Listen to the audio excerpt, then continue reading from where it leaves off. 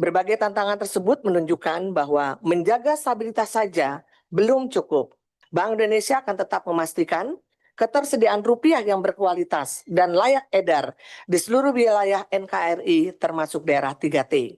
Kami meyakini bahwa keberhasilan Bank Indonesia tidak ditentukan oleh kemampuan bekerja sendiri, melainkan oleh kemampuan membangun sinergi merah putih bersama seluruh pemangku kepentingan. Dan buat kami, sinergi bukan hanya tentang bekerja bersama, tetapi tentang menyatukan kekuatan, saling melengkapi, dan melangkah seirama untuk mencapai hasil yang lebih baik daripada yang dapat diraih kalau kita bekerja sendirian. Dan intinya terakhir saya ingin sampaikan bahwa mari kita mengisi kemerdekaan dan perjuangan kita teruskan sampai ke akhir zaman. Demikian Bapak Ibu sekalian yang bisa saya sampaikan. Atas perhatian pimpinan dan anggota komisi yang terhormat, kami mengucapkan terima kasih. Semoga Allah Subhanahu wa Ta'ala, Tuhan Yang Maha Kuasa, memberikan kemudahan, kekuatan, dan keberkahan dalam upaya menjaga stabilitas dan mendukung pertumbuhan ekonomi yang berkelanjutan. Amin ya Rabbal 'Alamin. Wassalamualaikum warahmatullahi wabarakatuh. Terima kasih. Bapak Ketua, Bismillahirrahmanirrahim.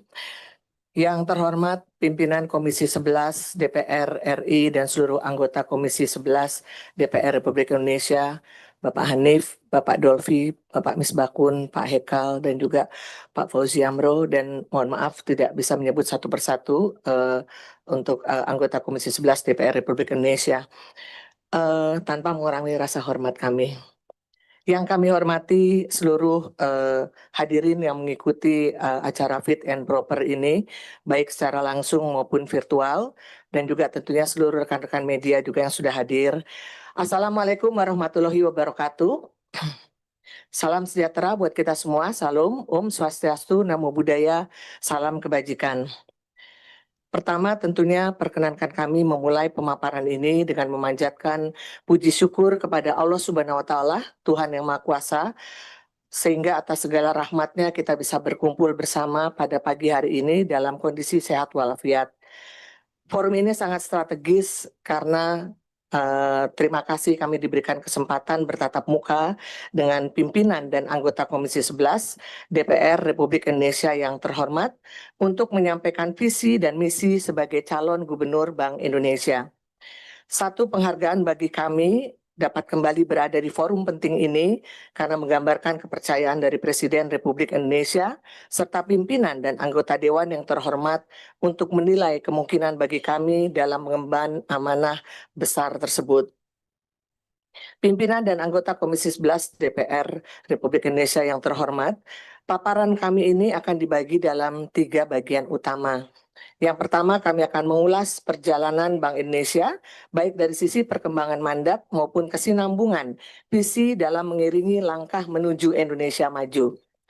Kemudian yang kedua adalah perkembangan lingkungan strategis, baik global maupun domestik, serta tantangan kebijakan dan kelembagaan yang semakin kompleks di tengah momentum pertumbuhan yang perlu diakselerasi.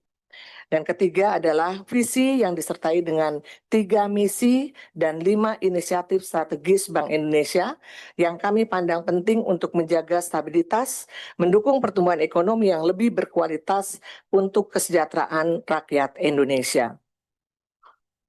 Pimpinan dan anggota Komisi 11 DPR RI yang terhormat, perkembangan mandat dan visi Bank Indonesia selalu mengikuti kebutuhan bangsa di zamannya. Dengan memahami perjalanan tersebut, kita dapat melihat bahwa arah kebijakan yang akan kami paparkan hari ini merupakan kelanjutan dari upaya Bank Indonesia dalam menjaga stabilitas, memperkuat pertumbuhan ekonomi, dan memberikan manfaat yang semakin besar bagi masyarakat. Di slide 4 kami gambarkan bagaimana perjalanan dari Bank Indonesia, di mana sejak berdiri pada tahun 1953, Bank Indonesia berperan menjaga stabilitas rupiah sekaligus mendukung pembiayaan dan pembangunan ekonomi nasional. Kemudian pasca krisis 1998, mandat BI difokuskan pada stabilitas rupiah sebagai fondasi kepercayaan dan ketahanan ekonomi. Selanjutnya melalui Undang-Undang P2SK tahun 2023, mandat BI dipertegas mencakup kebijakan moneter, makroprudensial, dan sistem pembayaran untuk mendukung pertumbuhan ekonomi yang berkelanjutan. Dan kemudian pada tahun 2026, Bank Indonesia melaksanakan bauran kebijakan yang dapat menciptakan lingkungan ekonomi yang kondusif bagi pertumbuhan sektor real dan penciptaan lapangan kerja. Adapun visi, misi, dan inisiatif strategis sebagai calon gubernur Bank Indonesia disampaikan dalam paparan ini dengan temanya adalah Bank Indonesia, Sinergi Merah Putih untuk Kesejahteraan Rakyat Indonesia. Bukan merupakan satu kebetulan kalau tajuk yang diangkat ini sepertinya merupakan kesinambungan atas dua tema sebelumnya yang sempat kami sampaikan saat uji kelayakan menjadi Deputi Gubernur Senior Bank Indonesia pada tahun 2019 dan 2024. Pemikiran yang kami sampaikan kali ini merupakan akumulasi pemahaman dan pengalaman selama mendapat amanah menjadi Deputi Gubernur Senior sejak tahun 2019 hingga sekarang. Berbagai tantangan perekonomian nasional yang makin kompleks dan akan kita hadapi bersama perlu dijawab dengan sinergi dari seluruh pemangku kepentingan termasuk Bank Indonesia. Pimpinan dan anggota Komisi 11 DPR RI yang terhormat, mandat yang semakin kuat tentu harus diimbangi dengan kebijakan yang mampu menjawab tantangan zaman. Karena itu, sebelum menjelaskan arah kebijakan ke depan, izinkan kami menguraikan terlebih dahulu perkembangan lingkungan strategis yang akan menjadi konteks sekaligus dasar dalam merumuskan kebijakan Bank Indonesia. Di slide 7 kita lihat, dengan tema Sinergi Merah Putih untuk Kesejahteraan Rakyat Indonesia, kami merasakan ini merupakan bagian dari upaya Bank Indonesia untuk menjawab tantangan dari global maupun domestik. Tantangan yang kita hadapi saat ini semakin kompleks. Bila sebelumnya tantangan lebih dominan berkaitan dengan isu cyclical, perkembangan terkini menunjukkan berbagai perubahan struktural yang ditandai dengan kondisi geopolitik yang makin terfragmentasi, pasar keuangan yang rentan bergejolak, hingga digitalisasi dan risikonya yang perlu dikelola dengan baik. Di tengah tantangan tersebut, fundamental perekonomian Indonesia tetap berkinerja baik dan berdaya tahan. Berbagai indikator makro menunjukkan ketahanan ekonomi yang solid, mulai dari pertumbuhan yang tetap kuat, inflasi yang terkendali, ketahanan eksternal yang terjaga, hingga intermediasi perbankan yang tetap solid. Hal ini merupakan dampak positif berbagai stimulus kebijakan pemerintah dan bauran kebijakan Bank Indonesia. Penguatan mandat melalui amandemen Undang-Undang P2SK tahun 2026 semakin mempertegas peran Bank Indonesia.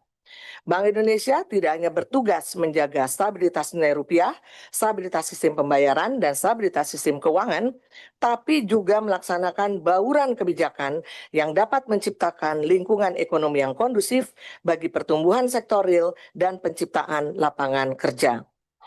Mandat yang semakin luas menuntut Bank Indonesia untuk terus